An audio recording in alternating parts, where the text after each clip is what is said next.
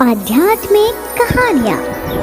नमस्कार दोस्तों, स्वागत है आप सभी का एक बार फिर से आपके अपने पसंदीदा YouTube चैनल आध्यात्मिक कहानियों में। दोस्तों, आज हम आपके समक्ष प्रस्तुत करने वाले हैं सिंहासन बत्तीसी की 32वीं कहानी, रूपवती पुतली की कथा। सिंहासन पर बैठने के लिए हमेशा उतावले रहने वाले राजा भोज इस बार सिंहासन के लिए थोड़े से भी उत्साहित नहीं थे। यह देख 32वीं पुतली रानी रूपवती वहां पर प्रकट हुई और राजा भोज से इसका कारण पूछा। राजा भोज ने जवाब दिया, मैं ये समझ चुका हूँ कि राजा विक्रमादित्य में देवताओं वाले गुण थे जो किसी सामान्य पुरुष में नहीं हो सकते। साथ ही मैं यह भी जानता हूँ कि मेरे में कई कमियाँ हैं, इसलिए मैंने सोचा कि सिंहासन को इसके पहले स्थान में ही गड़वा दिया जाए जहाँ से कोई इसे निकाल ना सके। राजा भोज का जवाब सुनते ही सिंहासन की सभी पुतलियाँ अपनी रानी के पास आ गईं और राजा भोज को इसके और इस फैसले के लिए धन्यवाद कहा। पुतलियों ने कहा कि आज वे मुक्त हो गई हैं और ये सिंहासन अब बिना पुतलियों का भी हो जाएगा। पुतलियों ने राजा भोज को बताया कि उनमें भी राजा विक्रमादित्य जैसे थोड़े गुण दिखाई देते हैं और इसी वजह से उन्हें राजा विक्रमादित्य का यह सिंहासन दिखाई दिया। पुतलियों ने राजा भोज से यह भी कहा कि आज से सिंहासन के गुण फीके पड़ जाएंगे और ये भी धरती की अन्य वस्तुओं की तरह पुराना होकर नष्ट हो जाएगा। इसके बाद सभी पुतलियों ने राजा भोज से जाने की आज्ञा ली और आकाश में विलीन हो गईं। इसके बाद राजा भोज ने मजदूरों को बुलवाकर एक बड़ा सा गड्ढा खुदवाया और मंत्रों का पाठ करके सिंहासन को ज़मीन में गड़वा दिया। उस स्थान पर फिर वैसा ही टीला बनवाया गया जिस पर बैठकर चरवाहा अपने फैसले सुनाया करता था। लेकिन ये टीला पहले वाले की तरह चमत्कारी नहीं रहा। कहानी की समाप्ति से जुड़ी एक अन्य कथा, सिंहासन बत्तीसी को गड़वाने के बाद सिंहासन का क्या हुआ, इसका जिक्र कहानी की समाप्ति से जुड़ी एक कथा में मिलता है जो मैं आपको इस वीडियो में सुनाने वाली हूँ। राजा विक्रमादित्य के सिंहासन को गाड़कर और उस पर टीला बनवाए काफ़ी वर्ष हो चुके थे। टीले को देखने के लिए दूर दूर से लोग आते थे। इस बात को सभी लोग जानते थे कि इस टीले के नीचे चमत्कारी सिंहासन दबा हुआ है। इस बात के बारे में चोरों को भी पता चल गया था। चोरों ने एक दिन सिंहासन को चोरी करने उसे बेचने की योजना बनाई। योजना के तहत कई महीनों तक उन्होंने टीले से कुछ ही दूरी पर एक सुरंग बनाई जो सीधे सिंहासन तक जाती थी। चोर सिंहासन तक पहुंच गए और वहां से सिंहासन को बाहर निकालकर एक सुनसान जगह पर ले गए। चोरों ने सिंहासन को तोड़ने की बहुत कोशिश की लेकिन तोड़ नहीं पाए। सिंहासन को हथौड़े से भी तोड़ने की कोशिश की गई लेकिन प्रहार करते ही सिंहासन में से चिंगारी निकलती और तोड़ने वाले के हाथ को जख्मी कर देती थी। चोर फिर भी लगातार सिंहासन को तोड़ने की कोशिश करते रहे क्योंकि सिंहासन में जड़े कीमती हीरों का लालच वो छोड़ नहीं पा रहे थे। सिंहासन पर लगे सोने की चमक को देखकर चोरों ने सोचा कि अगर वो इस सोने को बेच देंगे तो उनके पास बहुत सारा धन आ जाएगा और उनकी आने वाली पीढ़ी को कुछ काम करने की ज़रूरत नहीं पड़ेगी। लेकिन सिंहासन को नुकसान पहुंचाने की चोरों की हर कोशिश नाकाम होती रही। सिंहासन को तोड़ने के चक्कर में उनके हाथ चिंगारी से जल जाते थे। चोर थकान के कारण चुपचाप बैठकर सोचने लगे और सोचने के बाद उन्हें लगने लगा कि सिंहासन में भूत है।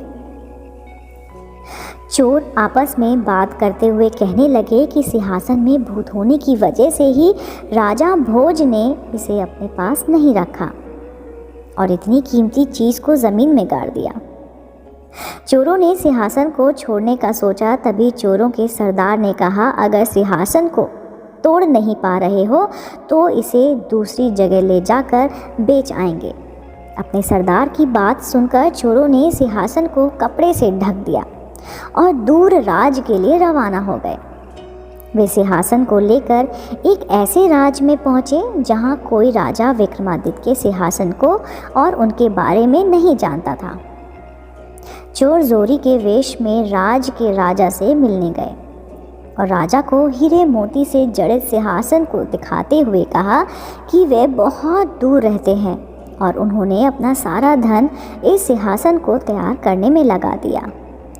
राजा ने उनकी बात सुनने के बाद हीरे के व्यापारी को इस सिंहासन की जांच करने के लिए कहा। राजा के आदेश के बाद सुनारों और जौहरियों ने सिंहासन की जांच पड़ताल की। इसके बाद राजा को इसे खरीदने के लिए कहा। राजा ने सिंहासन का अच्छा खासा मूल्य देकर उसे खरीद लिया। जैसे ही सिंहासन को दरबार में लगाया गया तो पूरा दरबार सिंहासन से निकल रही चमत्कारी रोशनी से जगमगा उठा। राजा ये देखकर बहुत खुश हुआ। राजा ने शुभ मुहूर्त निकालकर सिंहासन का शुद्धिकरण करवाया और इस पर रोज बैठने लगे। हर तरफ सिंहासन के बारे में बात होने लगी। कई राज्यों में राजाओं ने सिंहासन के दर्शन किए। यह बात राजा भोज के राज में भी पहुंची। राजा भोज को शक हुआ कि कहीं ये सिंहासन वो तो नहीं है जिसे उन्होंने दबा दिया था।